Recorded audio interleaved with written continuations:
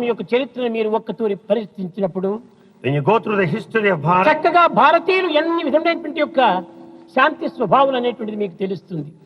you will understand the peace A explained. చరిత్రను చూసినప్పటికీ మనం భారత చరిత్రను ఇతరులు మనపై దండెత్తి వచ్చిన తరువాత వీరు దానిని ఎదుర్కోవడానికి ప్రయత్నిస్తున్నారు, కానీ భారతీయులు ఎప్పుడూ తమంతకు తాము ఇతరులపైన దండెత్తి పోలేదు.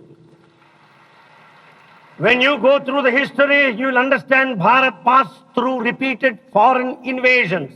మీరు చరిత్రను వెతికి చక్కగా విచారించండి. You go through it carefully. వారు మన కాలు త్రొక్కిన తర్వాతనే మనం వారిపైన ప్రవేశించడానికి ప్రయత్నిస్తున్నాం. Because they wanted to invade and conquer, we భారతీయులకు defend. అన్యాయము అక్రమము అనాచారం అనేటువంటిది ఏనాడు ఎరుగురు ప్రాచీనులు.